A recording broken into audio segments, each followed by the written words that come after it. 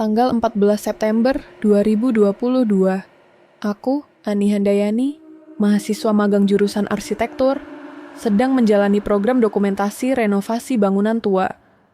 Hari ini, aku ditugaskan untuk memotret loteng bangsa lama di Rumah Sakit Harapan, sebuah rumah sakit yang sudah berdiri sejak era kolonial. Sebagian bangunannya sudah tak lagi digunakan, termasuk lantai 3. Tapi entah kenapa, saat aku naik ke sana, rasanya seperti seseorang sedang memperhatikanku.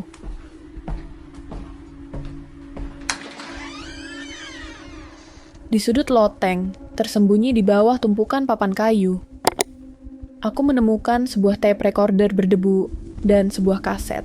Kaset itu diberi label tulisan tangan, agak pudar. Kamar 308, 12 November 1996.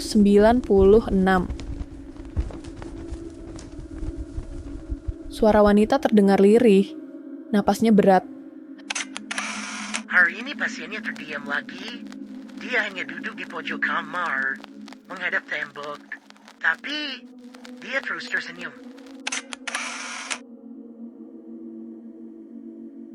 Aku pikir itu cuma rekaman biasa, tapi semakin lama aku dengarkan, semakin jelas. Suara-suara di dalamnya bukan hanya milik perawat.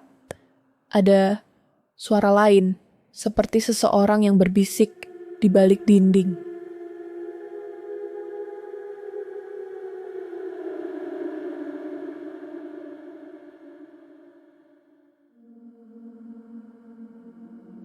Menurut arsip rumah sakit, kamar 308 sudah ditutup sejak tahun 1997,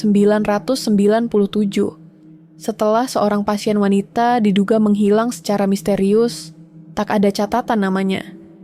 Hanya disebut sebagai pasien X, tapi rekaman itu merekam semuanya. Saya rasa dia bukan manusia. Matanya seperti tahu apa yang akan saya lakukan sebelum saya bergerak. Perawat dalam rekaman itu bernama Ibu Ratna. Dia terdengar ketakutan, tapi dia tetap bekerja. Sampai satu malam, dia merekam sesuatu yang tak seharusnya.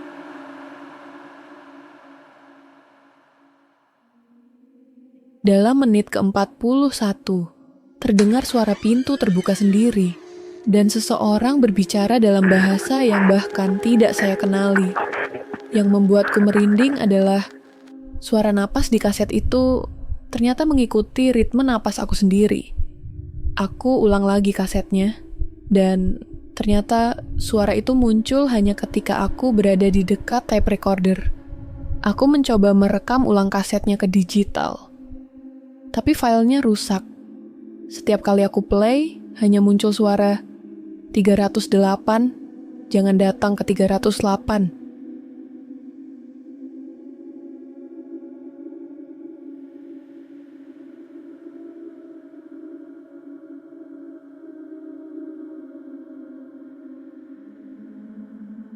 Malam pertama setelah mendengar rekaman itu, aku mimpi. Mimpi sedang berada di kamar rumah sakit tua, dengan dinding retak, lampu berkedip, dan suara monitor jantung yang berdetak cepat. Di sana, aku melihat seorang wanita berdiri diam memunggungiku. Rambutnya panjang, bajunya putih, dan dia terus menghadap tembok. Aku memanggilnya, tapi dia hanya berbisik dengan suara yang aku kenal. Itu suara yang ada di kaset. Aku belum selesai. Selesaikan rekamannya sekarang.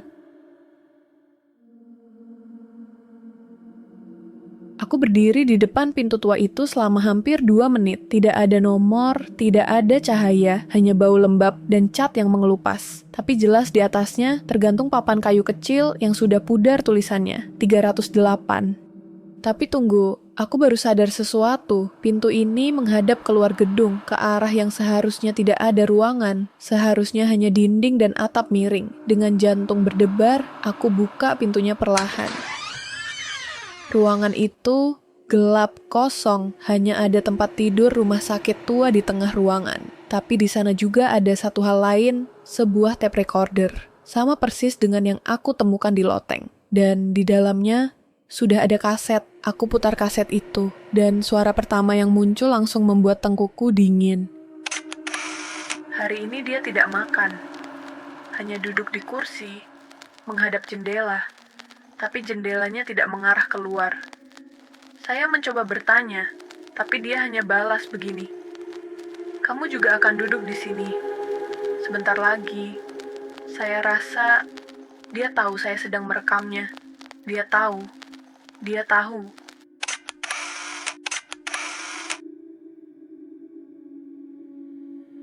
Aku terdiam, karena aku tahu suara itu bukan dari tahun 1996. Itu suara aku. Suara narasiku yang kuucapkan semalam.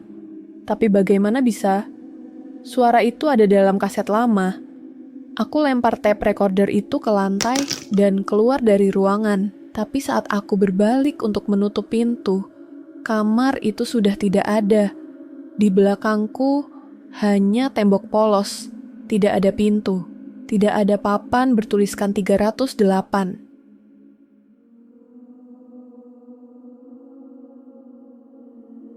Selama beberapa hari, aku berhenti datang ke rumah sakit. Tapi ada yang menggangguku. Setiap malam, aku dengar suara klik. Seperti kaset yang dimainkan. Tapi aku tidak punya tape recorder di rumah. Dan suara itu terdengar dari bawah tempat tidurku. Akhirnya aku putuskan kembali ke rumah sakit, menemui Pak Suryo, kepala arsip yang sudah bekerja di sana selama lebih dari 30 tahun. Aku ceritakan semuanya, dia diam cukup lama. Lalu hanya berkata, 308 itu bukan bagian dari bangunan. Itu bagian dari kesalahan. Pak Suryo mengaku pernah kehilangan salah satu anak magang tahun 1996. Anak itu juga bertugas di bangsal lantai 3. Tapi dia hilang. Dan tidak ditemukan, hanya menyisakan tape recorder. Lalu, ia berikan padaku sesuatu yang membuat darahku seperti berhenti mengalir. Sebuah kaset tua, dan labelnya tertulis namaku, Ani, 13 September 2022.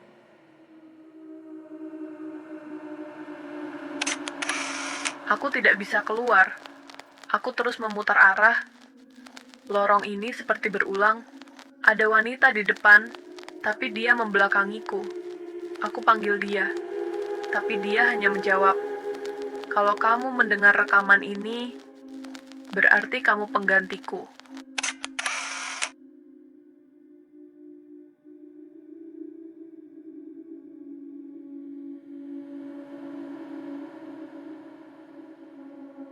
Aku panik.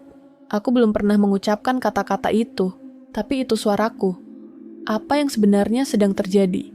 Dan lebih anehnya lagi, kaset itu kosong saat diputar oleh orang lain. Hanya aku yang bisa mendengarnya. Aku mulai menelusuri nama-nama orang yang hilang di rumah sakit ini. Semuanya punya satu kesamaan. Mereka hilang setelah terdengar kaset yang tidak seharusnya ada. Aku menduga kaset itu bukan hanya menyimpan suara, tapi menyimpan jiwa.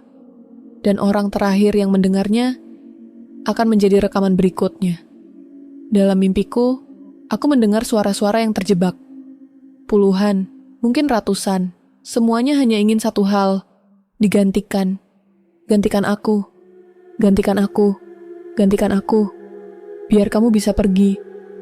Dan itulah kenapa kamar 308 selalu muncul. Bagi satu orang saja, orang yang mendengarkan sampai akhir.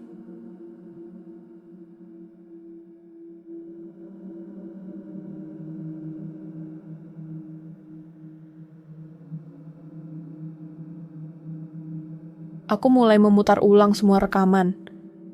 Tapi ada yang janggal. Suara-suara baru muncul, padahal sebelumnya tidak ada. Kalimat yang belum pernah kudengar sebelumnya dan peristiwa yang belum terjadi. Aku pikir itu cuma efek sugesti sampai benar-benar terjadi. Dia akan datang hari Jumat, jam 3 pagi, ketika kamu sudah tak tidur 2 hari. Jangan pejamkan mata, dia ada di sisi kananmu. Aku pikir itu cuma efek sugesti sampai benar-benar terjadi. Hari Jumat, jam 3 pagi. Aku tidak tidur. Duduk di ruang kerja, lampu menyala, lalu lampu berkedip, dan dari sudut mataku, bayangan putih berdiri di sisi kanan. Saat aku menoleh, tak ada apa-apa. Tapi di layar laptopku, file audio yang sebelumnya kosong mulai mengisi sendiri. Dan isinya bukan suara baru, tapi rekaman suaraku, berteriak dan memohon.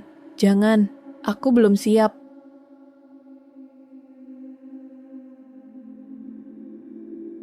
Kudatangi lagi Pak Suryo, dan kutanya satu hal. Siapa pasien pertama di kamar 308? Dia menolak jawab. Tapi akhirnya menyerah dan memberikanku berkas tua, ditulis tangan. Di sana hanya ada satu nama, Ratna Dewi. Bukan pasien, tapi perawat. Perawat yang pernah bertugas dan hilang. Ibu Ratna adalah orang pertama yang menyadari kamar 308 tidak mengikuti hukum fisika. Diari miliknya mencatat, "Aku tidak ingat kapan mulai bekerja di sini. Tapi setiap pagi, aku bangun di kamar 308. Pasiennya adalah diriku sendiri. Tapi dari masa depan, aku mulai mengerti. Kamar ini bukan ruangan. Ini tempat transit untuk jiwa-jiwa yang belum diberi takdir. Mereka yang seharusnya tidak lahir."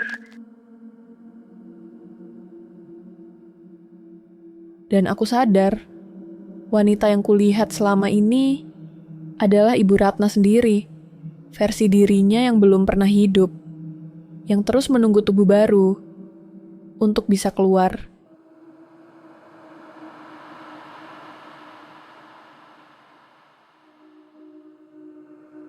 Rekaman kelima muncul tiba-tiba saat aku tidur. Tape recorder itu menyala sendiri, meski tak ada kaset di dalamnya. "Kamu sudah mendengar cukup. Sekarang saatnya memilih, tinggal dan rekam selamanya. Atau kirim satu orang ke dalam. Satu orang, siapapun. Beri mereka kasetnya."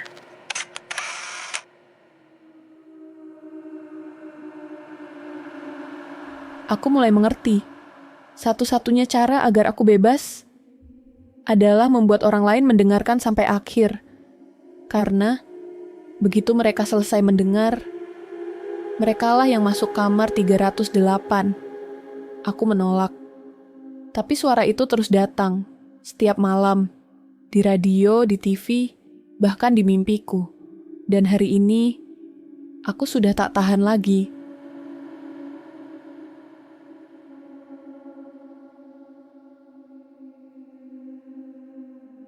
Seorang kurir datang, mengantarkan satu paket tanpa nama pengirim.